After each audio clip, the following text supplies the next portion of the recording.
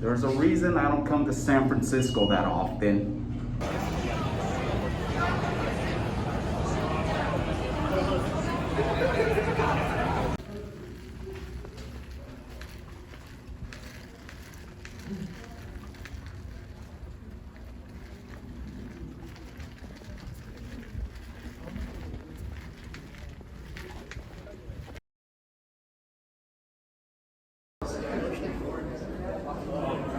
Hello recorders and DC fans, welcome back to my channel. I'm your host Steven. Well, today I reviewed the highly anticipated The Suicide Squad, written and directed by James Gunn. And here's a quick personal anecdote. About 5 years ago, James Gunn actually helped launch my YouTube channel.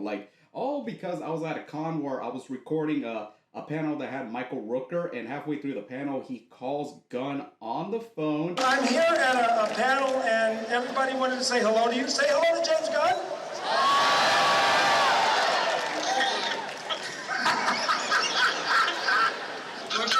Rooker's holding the microphone up to the wrong part of the phone.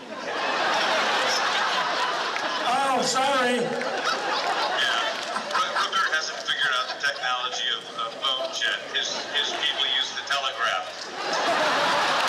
Put that part on YouTube, and then Gunn, he found it and shared it on his Facebook page, and basically the rest is history. On to the movie. Well, after that atrocious 2016 Suicide Squad movie, I was not looking forward to anything the DCU was gonna have after that. That was not a good year for them, especially with Batman vs. Superman, which I'm not saying that's a bad film, but after seeing the Ultimate Edition and the Snyder Cut of the Justice League, basically Warner Brothers needs to stop interfering with these movies and let the directors have their creative vision. Otherwise, what's the fuck of even hiring them in the first place? As soon as Gunn was announced the director of this movie, I was really looking forward to it, and hopefully the Suicide Squad gets the redemption after that movie. And Gunn has stated that this movie is not a reboot, it's not a sequel, it's just a relaunch, and it is what it is. And after seeing this movie, yep, he succeeded with that. This movie does definitely feel like a relaunch, and it's not a sequel or a reboot in any means. Opens in jail, and we're introduced to all the characters through a unique, creative way with music, which Gunn, he has a really good taste in music, especially like picking stuff like I probably have never heard or you have never heard. And this was a good way to introduce the characters. Like, one of the major issues I had with the first movie was the way how, using... And this was a good way to introduce the characters, which one of the major issues I had with the first movie was the way they were, giving so much exposition and narration on how to introduce each and every member of the squad, and that visual tire card, which it looked interesting and visually, but it was just really exposition, which it could get boring as hell. The amazing Viola Davis returns as Amanda Waller, and she's just perfect for this role. And just like in the first movie, she just puts together a team to do her work. Right off the bat, the team's put together and they're off to the beach. Yep, they're on a night ops mission, and this opening scene will remind you of the one in Saving Private Ryan, where they're basically getting slaughtered. Right in the middle of this action-packed bloody scene, yep, just like that, the movie stops, goes back in time, and introduces the other team that we're focusing on.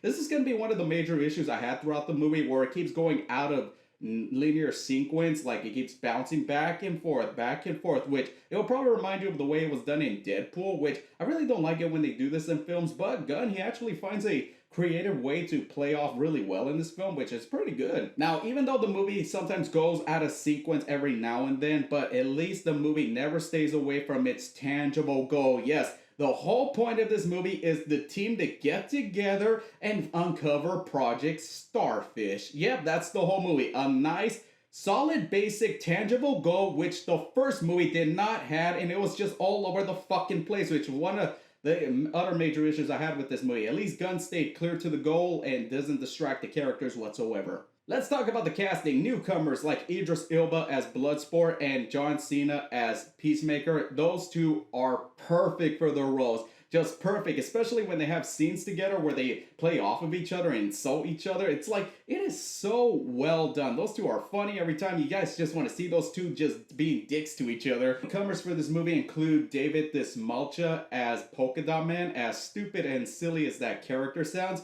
the way he's used in this movie is really well done, and his backstory, we actually empathize with him, which David does very well in this role. And another newcomer is Daniela Melchior, who I was not familiar with her, and after doing a background check on her, she's actually a Portuguese actress, and this is her first English speaking film, and she won me over. She was amazing as Ratcatcher, and yeah, her powers are literally controlling rats, but because of her performance, it's like so well done, and with her backstory and how we empathize with her, she did so well in this role that Hollywood give her more work. She deserves more recognition. Sylvester Stallone as King Shark, who's a big fan favorite throughout this whole movie. I mean, he's just there to be cute and cuddly, but he's dangerous at the same time, but not in a serious way, just a over the top way, especially when he's ripping, humans apart. Between Polka Dot Man and Ratcatcher, those two characters, you sort of empathize with them more than Bloodsport and Peacemaker. I mean, Bloodsport, he just has that same bland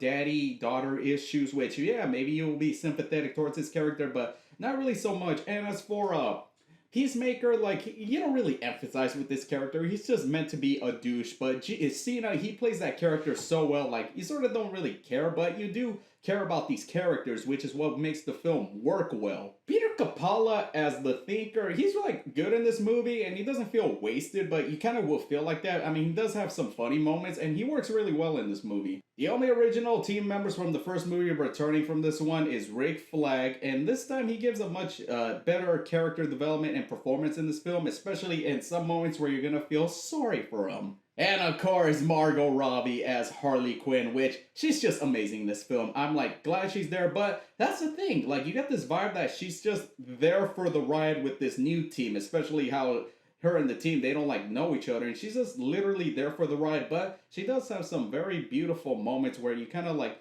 empathize with her a little bit more. And speaking of those badass moments, yes, the fight choreography in this movie is really well done. One of the best things that Gunn does in this movie is that he uses as much practical effects as possible. I mean, the movie wasn't CGI heavy. I mean, compared to like the MCU and some of the films in the DCU, but I love that he uses as much practical effects as possible and little CGI. I mean, and the fight choreography was so really well done in the camera movements. I was just very impressed. I mean, especially like the way it was done in Birds of Prey. The use of practical effects and little CG really pays off in the climax where Star-Lord is out and basically destroying the whole city. And I won't spoil it, but there are some more creative things that Gunn uses of that character and the use of practical effects and CG. Like, it really pays off towards this final climactic battle. It really pays off. And that's what really engaged me so much in the movie, and the characters. Like, none of these characters are wasted. Everyone gets their moments to shine, and you're gonna be like, oh man, I don't want to see them go. I want to see them hanging out more. On a final note, I enjoyed this movie so much. Like, Gunn, he just has a horrible, beautiful mind. Like, I don't think any other director could have pulled off this film. I mean, the action, the characters, the soundtrack, it all pays off so well. There's not a wasted moment throughout this film. Maybe there's a few, but this film is definitely a masterpiece. I would say it's maybe the best DCU film and the best DC film since The Dark Knight. I give this film an A. I enjoyed it so much. I can't wait to rewatch it when it drops on HBO Max. And that's the thing. Is this movie worth watching in theaters or streaming? Go to the theaters. I urge you all to go to the theaters and then rewatch it again on HBO Max. Please, I urge you to go to the theaters. Thank you for tuning in, recorders. Please hit that subscribe button, comment down below, give me a like, and catch you next time.